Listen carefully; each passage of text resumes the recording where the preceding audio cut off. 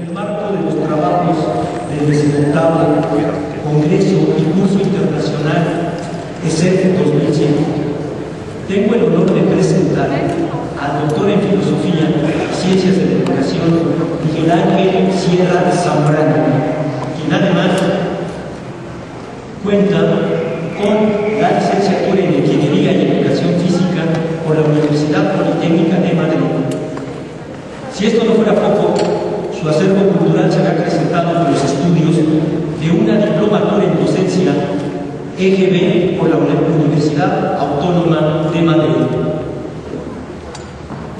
Actualmente, el doctor labora en la Universidad Complutense de Madrid, específicamente en la Facultad de Educación. El doctor Miguel Ángel Sierra Zambrano cuenta con amplia experiencia y participación en diversos proyectos de investigación. Durante el presente año colabora en el proyecto la asignatura de expresión corporal en soporte CD-ROOM y campus virtual como apoyo formativo al ECTS. Todo esto financiado por la Universidad Complutense de Madrid y cuya dirección de proyecto data como inicio del año 2006 y abarca inclusive hasta noviembre del 2007. El investigador principal de este trabajo es, afortunadamente, el doctor Miguel Ángel Sierra Zambrano. Además de los diferentes proyectos de investigación, las publicaciones del doctor son vastas. Sus publicaciones datan del año de 1973 hasta el año 2006. Estamos hablando prácticamente de más de 15 publicaciones. Su publicación más reciente es en colaboración con los siguientes autores: Vergoña, La Greta Ramos, Kiki Arriagada y el doctor Zambrano. El título del libro es Didáctica de la expresión corporal, dirigido a los talleres monográficos. El doctor Miguel Ángel Sierra Zambrano cuenta con una vasta experiencia, con más de 20 ponencias y comunicaciones impartidas en congresos y jornadas. Una muestra de estas ponencias se refiere sobre todo a la mesa redonda, la expresión corporal como contenido de la educación física. Congreso, Seminario Internacional Perspectivas de la Educación Física para el siglo XXI, con lugar de celebración y año en Córdoba, Argentina, 2006. Además, si esto fuera poco para tomar la dimensión intelectual y formativa del doctor, ha sido director de diferentes tesis doctorales.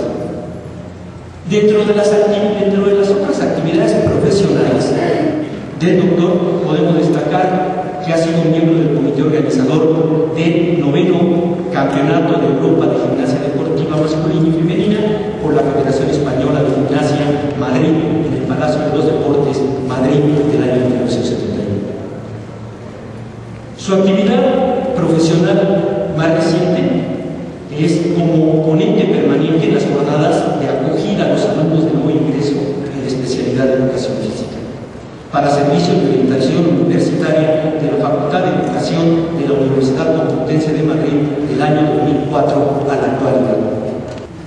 Demos la bienvenida al doctor Miguel Ángel Sierra Zambrano, que presenta la conferencia titulada El cuerpo en la educación física, algunas aportaciones e invitaciones a la reflexión.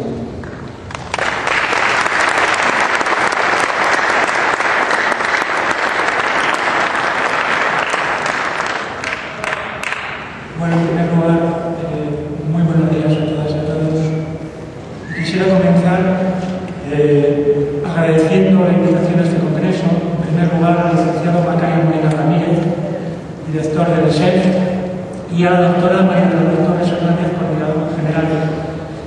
Quisiera asimismo dar las gracias especialmente al licenciado Daniel Cinta Bravo, que fue la persona que me invitó personalmente. Cuando recibí esta información, lo primero que pensé es que no me podía creer que el título precisamente de este congreso fuera el que es realmente, es decir, dedicar un congreso de educación física específicamente al tema del cuerpo.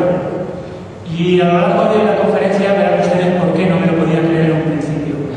Llevo campo más de 30 años. Dentro de mi tesis doctoral, el primer capítulo del fundamento teórico precisamente se titula así: el cuerpo en la educación física. Y hasta ahora me sentía como un bicho raro.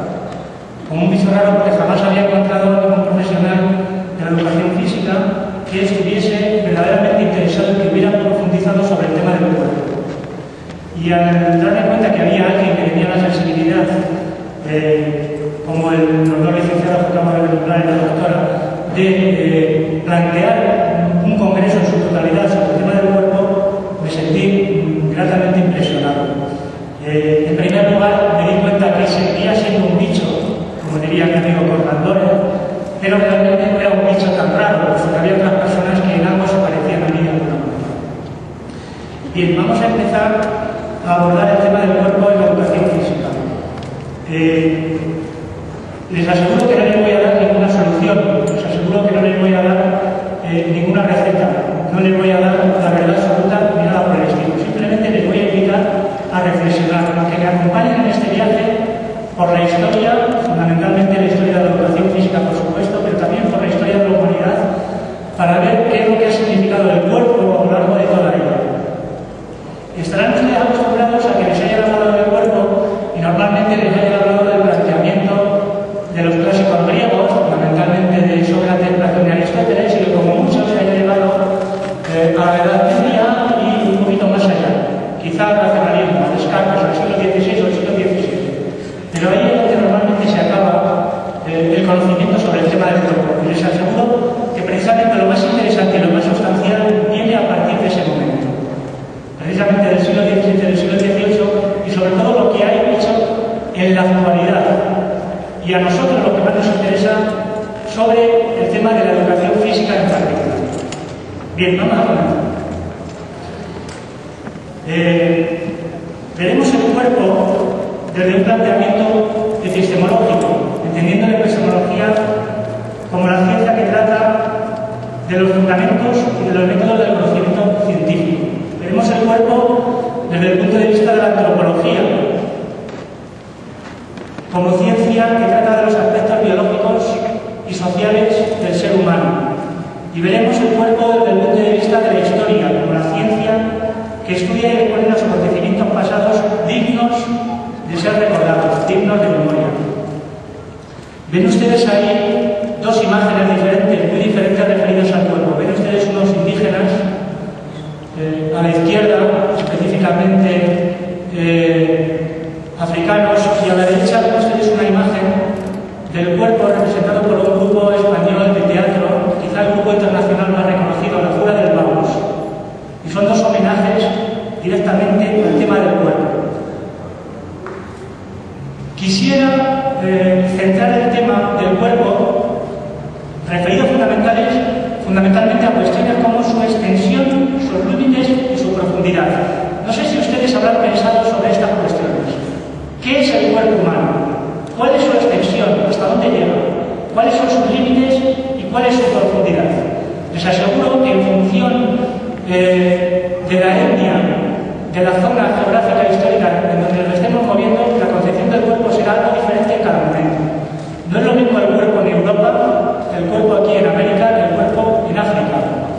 El cuerpo en Europa es un cuerpo bastante limitado, mientras que, por ejemplo, el cuerpo en África es algo bastante más extenso que la idea que nosotros tenemos del cuerpo. El cuerpo en África llega a las relaciones intersociales, llega a la familia y se extiende a varios metros alrededor de lo que nosotros entendemos normalmente por cuerpo. Es otra idea de cuerpo radicalmente diferente a la nuestra. Que el ser humano ha estado preocupado por el tema de los principios de la historia, de los principios de la existencia de la humanidad, es algo consustancial con la humanidad, pero no solamente en el ser humano, sino también en los animales superiores. Conductas como el expurgamiento en los antropoides superiores de los chimpancés, o conductas como la limpieza continua de las antenas entre las hormigas, o conductas como la limpieza del plumaje continuamente en las aves, nos hace pensar en que el cuerpo es algo más allá de lo que normalmente se entiende por cuerpo. Nos hace pensar de la importancia real que tiene el cuerpo.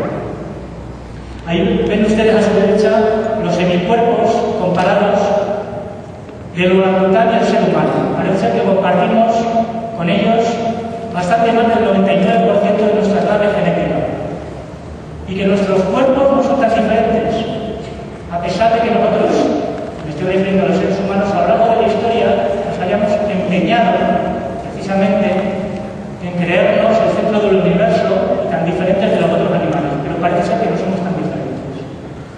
Son nuestros cuerpos. La preocupación por el cuerpo es algo que viene desde la prehistoria, está en consonancia con la ideología dominante del momento y ha pasado por diferentes procesos y avatares.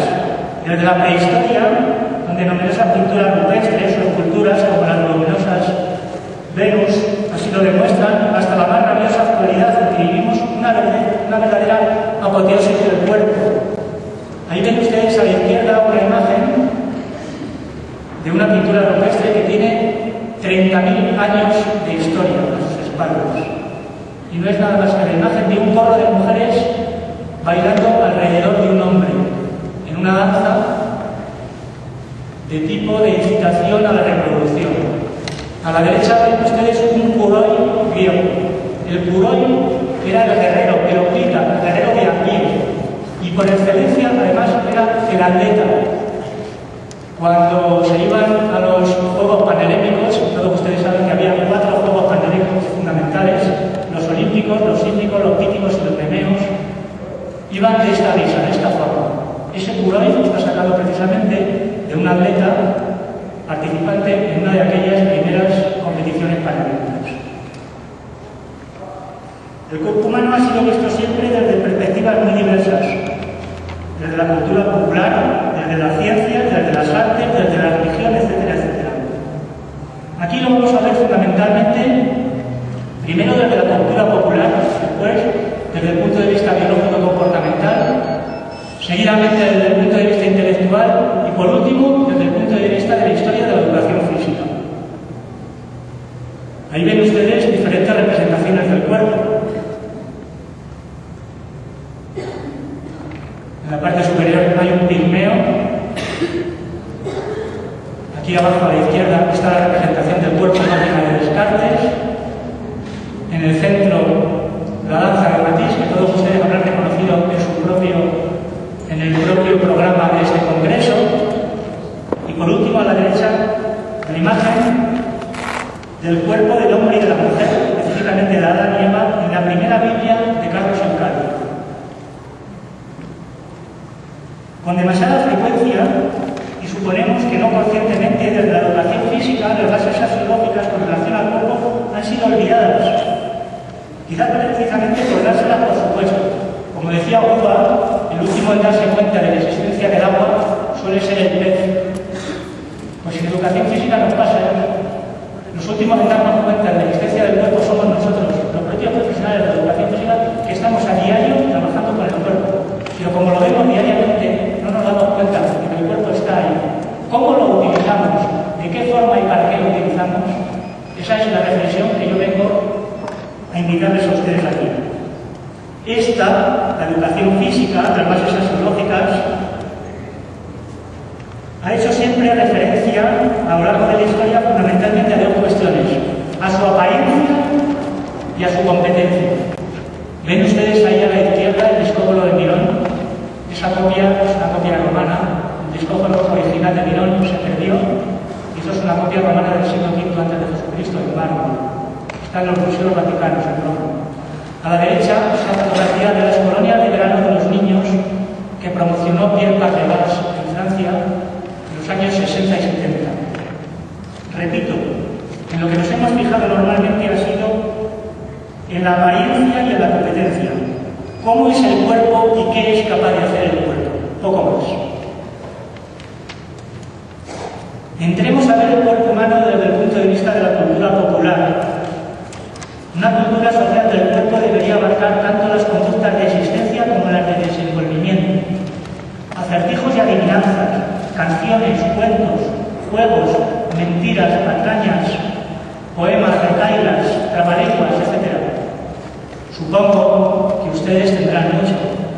Y las madres mexicanas seguro que cuando bañan a sus bebés, cuando los cambian, cuando los visten, les cantan canciones que tienen que ver con el cuerpo, quizá muy parecidas a esta que tenemos en España. Este puso un huevo, este le echó sal, este le puso a sal, este lo probó y este pícaro gordo se lo comió. Lo que ven ustedes en las imágenes son carreras de troncos de niños indios brasileños, que es la forma en que tienen los niños de aprender ciertos trabajos, ciertas cuestiones laborales en todos los sitios, en todos los sitios. Lo único que hacen es reproducir lo que hacen sus adultos, lo que hacen sus mayores. Y el cuerpo siempre ha sido algo descubierto, pero también creado, también conformado fundamentalmente por la familia, por el juego, por el mundo lúdico y por el trabajo. Ahí ven ustedes a la izquierda un niño atado a una tabla cuna. Se le ata precisamente al niño para producirle una deformación en el cráneo y que el niño además crezca poco. Es una costumbre. En el centro tienen ustedes una niña, una india colombiana, con la cara totalmente tatuada. Y a la derecha del todo tienen ustedes escarificaciones de maorís de Nueva Zelanda, australianos. Esas escarificaciones, esos tatuajes se hacen arrancando con cuchillos no solamente la piel, sino incluso cachos del propio músculo, hasta hacer una verdadera escultura en el propio cuerpo humano. Para alguien en esas culturas, en ese cuerpo se puede leer todo, la procedencia, el lugar donde se ha nacido, quién es mi padre, quién es mi madre, quiénes son mis hermanos, cuántos hijos tengo, estoy casado, estoy soltero, cuál es mi trabajo, etcétera, etcétera. En diferentes culturas eso se produce de diferentes formas. En la Laponia, en el norte de Europa, la parte norte de los países escandinavos, Noruega, Suecia, Finlandia, Laponia, esta historia de la vida no va escarificada en el cuerpo, porque allí hace mucho frío. No es igual que estos aborígenes maorís. Allí hace tanto frío que esa historia va marcada, va escrita en las chaquetas de fiesta. Según se es hombre o se es mujer, los botones son de marfil, son de los propios cuernos de los renos, son cuadrados o son redondos, según se es hombre o se es mujer. Según los ribetes de las chaquetas, que van en colores azules, rojos y verdes, se puede saber si las mujeres tienen 1, 2, 3 o más hijos, etcétera, etcétera, etcétera.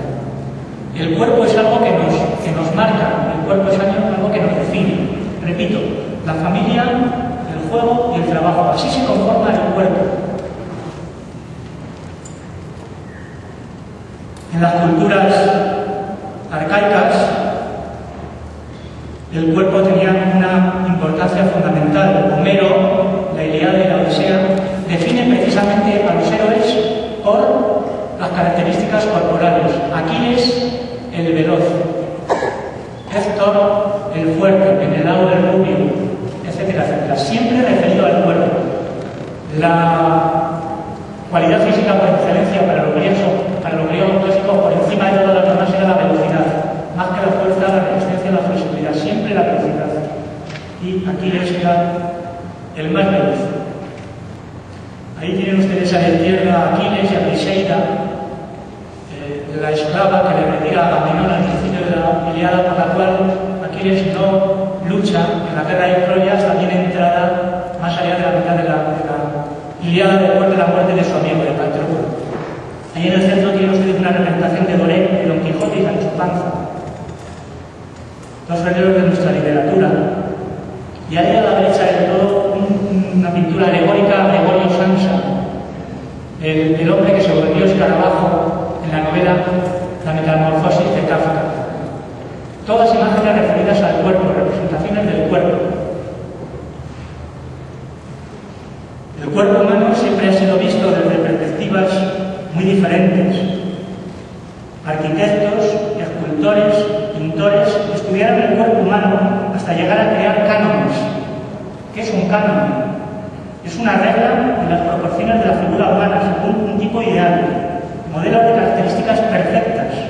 Ahí tienen ustedes a la izquierda el canon clásico por excelencia, de Policleto: 7 cabezas. La longitud del cuerpo total son 7 cabezas. Y ahí está representado en su Hermes. En el centro tienen ustedes imagen del hombre para los 7 libros de arquitectura de Vitruvio. La hizo Leonardo da Vinci. Es una imagen que se reconoce mundialmente como la imagen del ser humano, la medida del hombre. Y ahí a la derecha, el canon de Le Corbusier, quizá el canon más moderno. No el más utilizado en la actualidad, pero sí el más moderno. Está a la entrada de Brasilia en una escultura en bronce. Son 3 cánones de la figura humana a lo largo de los tiempos. No se crean que ese de Policleto es el primero. Antes de Policleto hubo ya muchos cánones. Quizá el primero, en el 2000 antes de Jesucristo, los egipcios, en la caza de las ánades, en el borde del Nilo, hacen con un emperador, con un faraón, el primer canon de la figura humana, el primer canon de la perfección. Quizá en la actualidad el canon más utilizado sea el canon de Neufeld.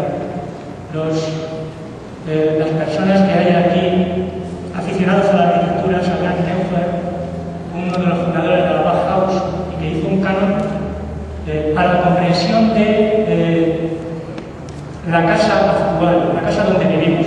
Las sillas esas donde están todos ustedes sentados no tienen esa altura específica porque sí, no está hecha al azar. La mesa donde estamos aquí tampoco. Las puertas donde ustedes entran a sus casas, las ventanas, los techos, etcétera, etcétera, no están puestos al azar, no están puestos arbitrariamente. Se ajustan todos a un canon de la figura humana y tienen todos unas reglas, las reglas de la construcción. Para eso se hacen los cánones. En nuestra cultura, en nuestro ámbito cultural occidental, la influencia de la religión cristiana en todos los aspectos y a todos los niveles siempre fue muy significativa. 2 caracteres, a nuestro entender, han marcado esta idea sobre el cuerpo: el dualismo alma-cuerpo y la contraposición entre ambos. Por desgracia para nosotros, los profesores de educación física, siempre el cuerpo fue lo maldito, siempre el cuerpo fue lo que había que reprimir, lo que había que castigar, el alma era lo que había que salvar. Allá a la izquierda tienen ustedes el símbolo del hombre, San Mateo, uno de los 4 evangelistas. A la derecha, perdón, en el centro tiene el cristal del Rosario, donde aparece la vida de Susana, la primera representación sobre vida de mujer, datada a lo largo de toda la historia de la mujer, desde su nacimiento hasta la muerte. Y ahí a la derecha de todo está David danzante, el rey David del Antiguo Testamento, bailando. Comparen ustedes esa imagen de Policleto, del Hermes de Policleto, con la imagen de San Mateo. Fíjense ustedes la percepción de ese cuerpo humano de Policleto en comparación con esta imagen, que no parece un cuerpo humano, parece un fardo, parece una bala, parece una bola. No se distinguen ni siquiera los brazos, solamente hay un núcleo, y de ese núcleo sale una cabeza y 2 piernas. Otra vez hacia atrás, por favor. Compárenlo con esa percepción de ese cuerpo humano de Policleto. Habían pasado, Policleto es aproximadamente 500 antes de Jesucristo, y ese San Mateo que han visto ahí del siglo XII, del siglo XIII. Habían pasado 1800 años y parecía que habíamos retrocedido.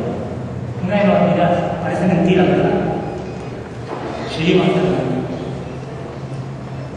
Durante el presente siglo, y ya no estoy hablando del siglo XX, recién terminado, sino del XXI, un conglomerado de circunstancias ha provocado que esta presión fuera cediendo poco a poco. Me refiero a la presión que la Iglesia ejerció sobre el cuerpo.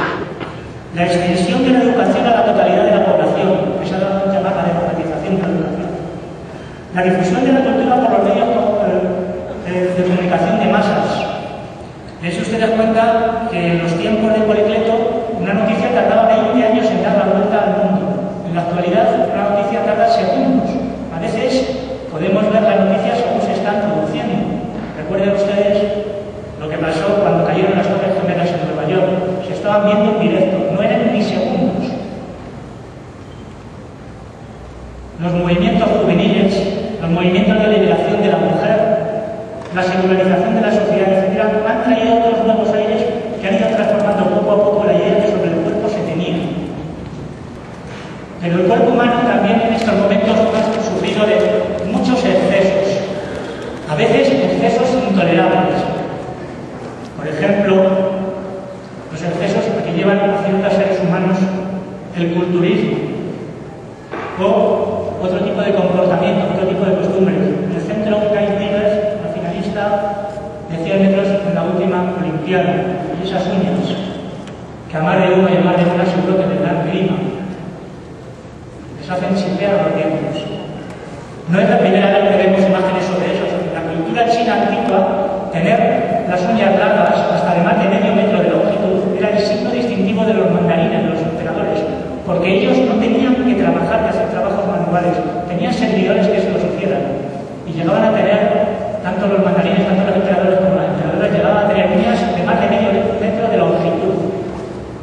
O sea que esto de las uñas largas no es una cuestión de ahora, es una cuestión muy moderna, digamos. Y ahí a la derecha de todo lo que vemos es a un aficionado preparándose para el Campeonato del Mundo de Fútbol del 2006. Se está cortando el pelo con la forma y con el dibujo de un balón de fútbol. Ya saben ustedes lo que hay dentro de los balones de fútbol.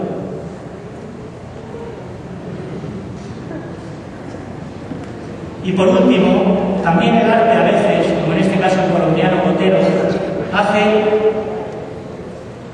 usos y abusos del cuerpo. Tiene una escultura de Fernando Botero. Los ricos y los pobres, los cuerpos de los ricos y los cuerpos de los pobres.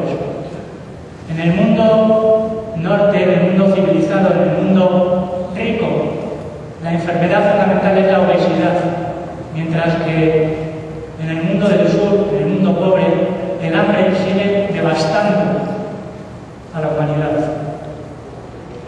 La anorexia y la bulimia son solamente enfermedades de la parte norte, nunca de la parte sur. Veamos el cuerpo desde el punto de vista biológico y comportamental. Quizás haya que considerar a Darwin como el máximo responsable de que el cuerpo humano sea visto como el cuerpo de cualquier otro animal de la escala zoológica, por la formulación de sus teorías sobre la evolución de las especies y el origen del ser humano. Tienen ustedes ahí una caricatura que se le fue hecha en su momento a Darwin, en el momento en que publicó su primera obra, su primera teoría sobre la evolución de las especies, insultándole y transformándole en un mono. Lo cierto es que hoy todos recordamos a Charles Darwin, pero nadie recuerda que hizo la caricatura. A la derecha ven ustedes la evolución, según Charles Darwin, hasta llegar al ser humano. Freud, al crear el psicoanálisis, obligó a replantear la mayoría de las ciencias que tiene al ser humano como fin de estudio del psicoanálisis. El cuerpo es el eje alrededor del cual gira toda la existencia de la persona. El cuerpo no solo es el medio de expresión, de comunicación, de creación consigo mismo, con los demás, con el medio ambiente, sino también es el soporte sobre el que se escribe toda la vida de la persona, con sus deseos, sus estímulos, sus frustraciones, sus necesidades, sus reclamos, etc. Y donde aparecen impresas todas sus características. A su vez, no solo es visto desde el punto de vista individual, particular, personal, privado, sino también desde una perspectiva colectiva, popular, pública, es decir, social. El cuerpo no es un cuerpo individual, el cuerpo es un cuerpo de todos y para todos. Mauss, el antropólogo francés Marcel Mauss, en su curso práctico de etnografía, propuso una metodología exhaustiva para el estudio del cuerpo humano. Les aseguro que no he encontrado nada mejor. En mi curso de doctorado, en mi clase de antropología, historia y expresión corporal, sigo buscando algo que sea parecido, mejor que lo que Mauss, y todavía no lo he encontrado. Él distingue entre lo que son las técnicas del cuerpo y las artes del cuerpo, definiendo las técnicas como los actos tradicionales agrupados en función de un efecto mecánico, físico o químico, en cuanto que son conocidos como tales actos, y las artes como actos tradicionales que tienen por objeto la búsqueda exclusiva de lo bello que implican. Ahí ven ustedes en el centro, a la izquierda de la foto del propio Marcel Mauss, que lo presento a ustedes. En el centro hay un aborigen brasileño haciendo fuego con las manos. Les aseguro que no es nada fácil. Y la mayoría de nosotros, si seríamos un mechero, tendríamos serios problemas para hacer fuego. A la derecha lo que ven es una danza, algo que Mauss consideraría como un arte, como una técnica artística, una danza de batusis en el centro de África, batusis actuales. Son técnicas del cuerpo. Les traigo aquí a costa para que se den cuenta que estos Pero no son como nosotros. Ellos viven en la edad de piedra, en la edad de hierro, en la edad de bronce. No viven en nuestro siglo XXI, no viven igual que vivimos nosotros. No se crean que en todos los sitios, en todos los espacios, en todos los tiempos vivimos de la misma forma, no, vivimos de forma radicalmente diferente. Y la estética del cuerpo y la estética de comportamiento con el cuerpo, las técnicas artísticas, no son las mismas. Les pondré un ejemplo paradigmático, que se habrán ustedes cuenta rápidamente de él. Cuando Marcel Mauss escribía la estética de nado, de natación, solamente existía la braza y una técnica que los aborígenes australianos llamaban el cuchillo, que era asimétrica. Pero no existían, como nosotros las conocíamos hoy, actualmente el dolor en la espalda, ni por supuesto la mariposa. Creo que todos ustedes saben que la mariposa salió en 1960 en la Olimpiada de Tokio, en una competición de braza, precisamente. En la final de braza de 1960 de la Olimpiada de Tokio, un nadador japonés, por cierto, se lanzó a la pileta y en vez de ponerse a nadar la braza como todos los demás, se puso a nadar mariposa. Había nacido el estilo mariposa. Es un estilo simétrico, como el de la braza, pero se dan cuenta que la recuperación de los brazos es por arriba, no es por debajo, con lo cual se gana bastante menos fricción y por lo tanto se nada bastante más deprisa. No se crean que se ha nadado a lo largo de la historia siempre como nadamos nosotros, ni mucho menos. La técnica de la natación ha evolucionado y seguirá evolucionando durante mucho tiempo.